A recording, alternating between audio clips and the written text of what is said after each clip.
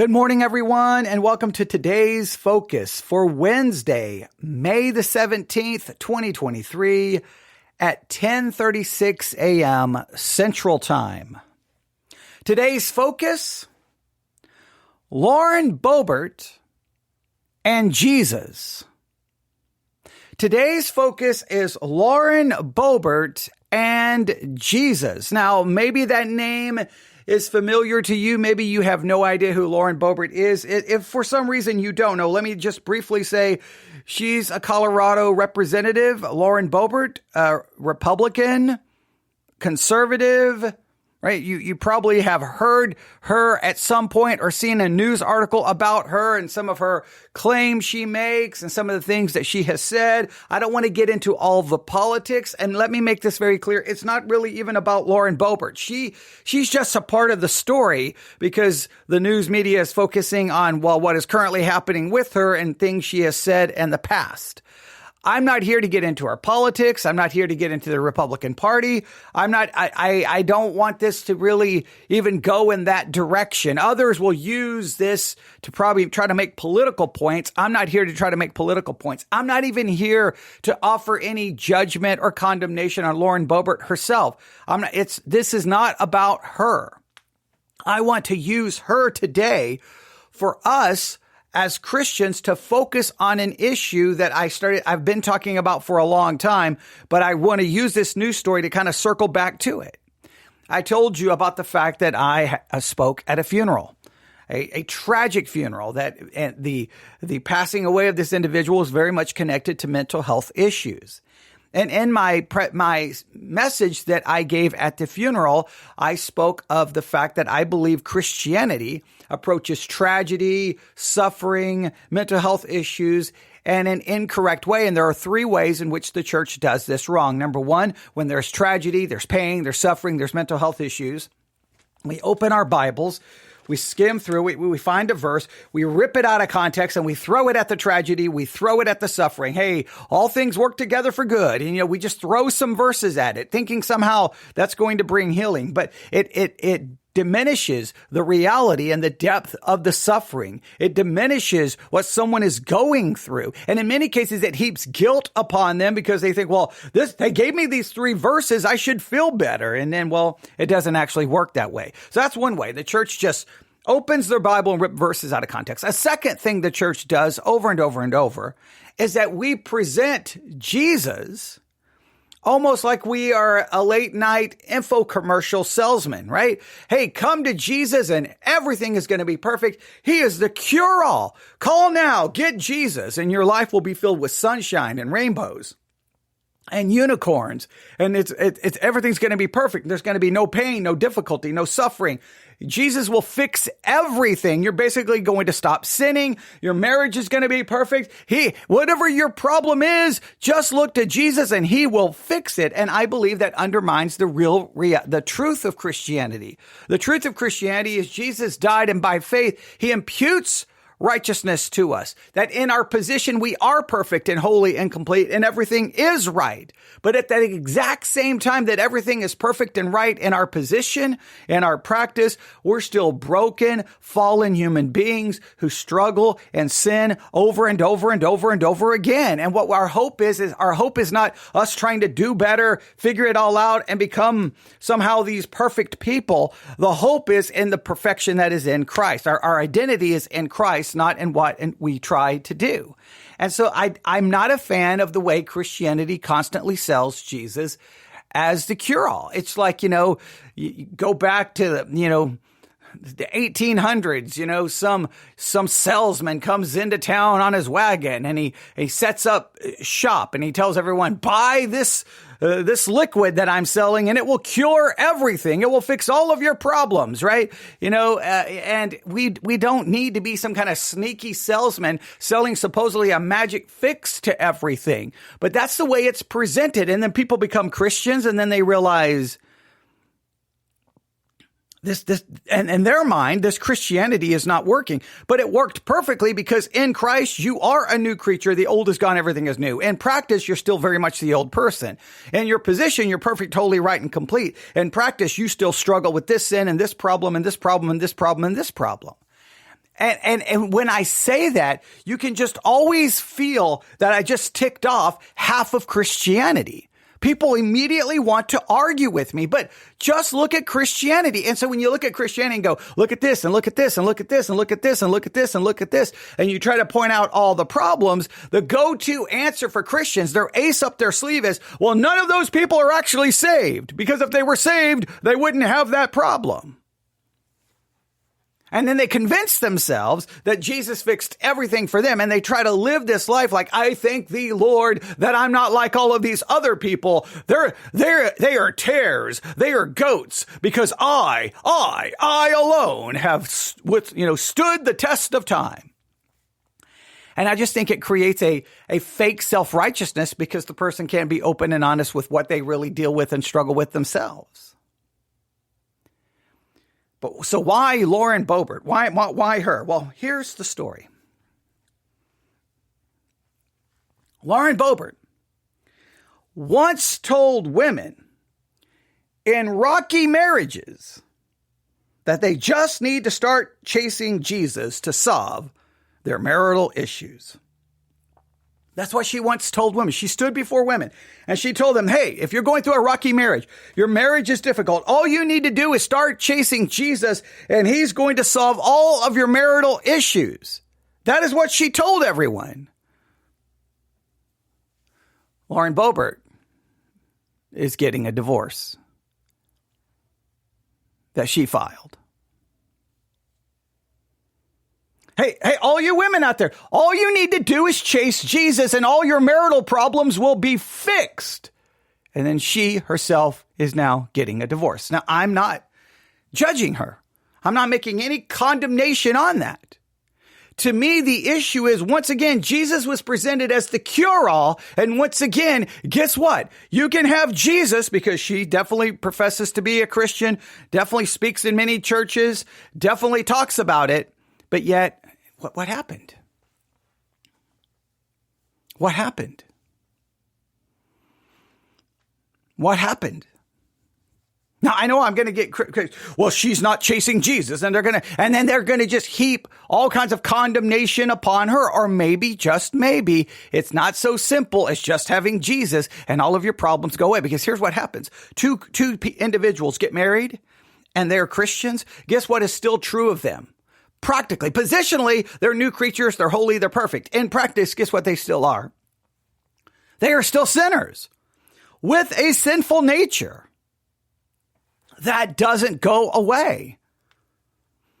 Let's listen to what Lauren Boebert actually said. You ready? Here we go. Here, I've got the audio. Here we go. This is just a clip from it, but just so that you can get an idea. Here's what Lauren Boebert said. Here we go.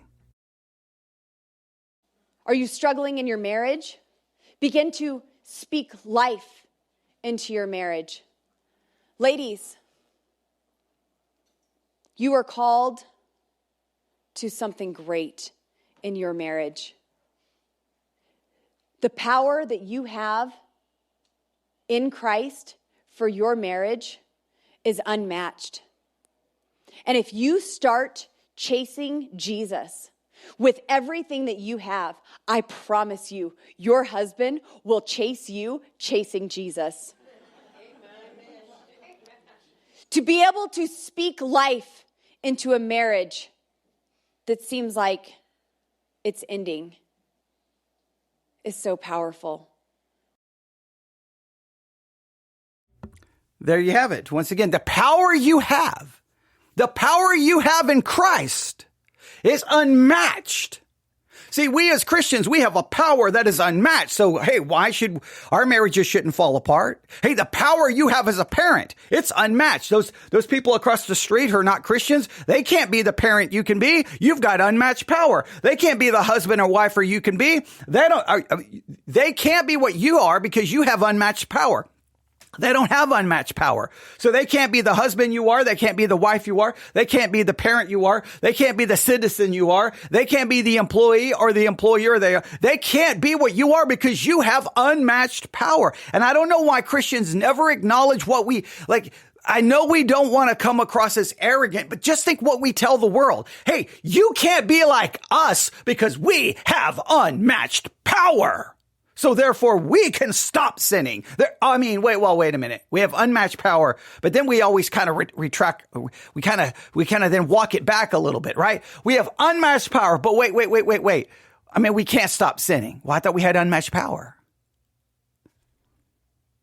Well, we will sin less. So we have unmatched power that can only make us sin less, but sin less in what way? External or internal, it just goes in circles. But Christians constantly are telling the world, we have unmatched power. And then our marriages fall apart. We have unmatched power. And then we find ourselves struggling with pornography. We have unmatched power and our churches split. We have unmatched power and Christians can't get along with each other. We have unmatched power and we treat people like complete dirt and trash.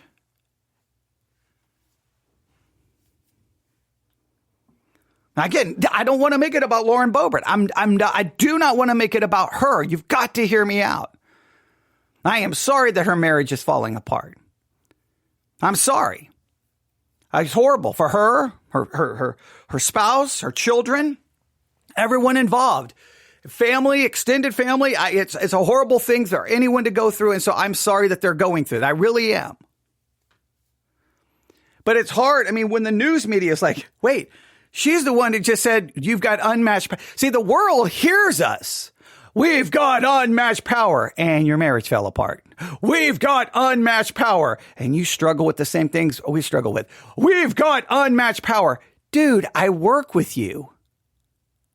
You're just like every other person here, other than what you claim to believe. Oh, you may not drink or you may try not to say bad words, but when it comes down to it, you're just like the rest of us in some way, shape, or form.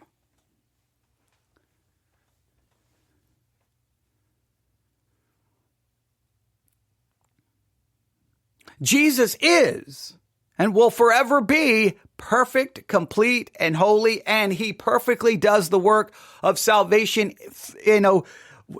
How would we put it? He does the work of salvation for us, and in him we are perfect and holy.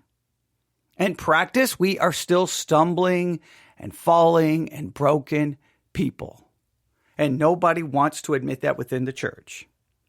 Now, sometimes we will. Sometimes we will. It's always this weird, double speak. We've got unmatched power. But you won't be perfect. Hey, we're sinning, but hey, we're getting better. We always try to, depending on the circumstances is the way the church will preach it or teach it.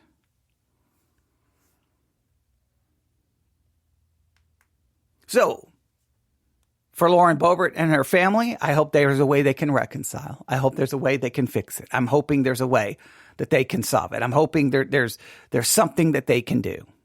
I'm hoping. I don't know how it will play out. Really, it's as far as this broadcast is concerned, it's not the issue. For them, obviously, it's the most significant issue. For me, I just saw the news story and I'm like, this fits perfectly with what I've been trying to say.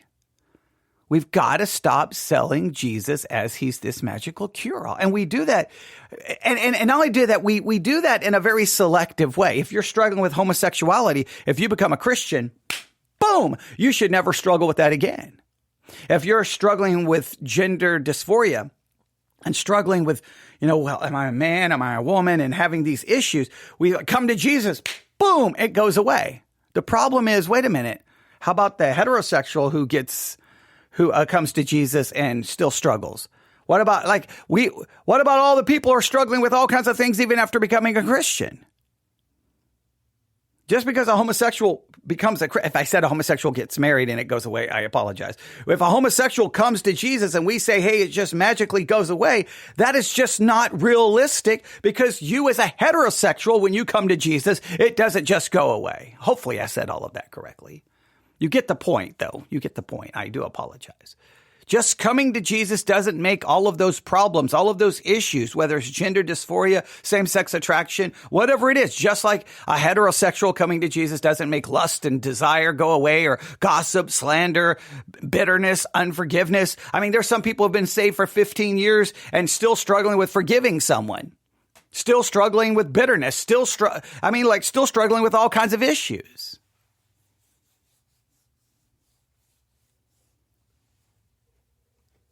My hope in Christ is not that my struggles and that everything is going to go right practically. My hope is that in Christ everything is perfect.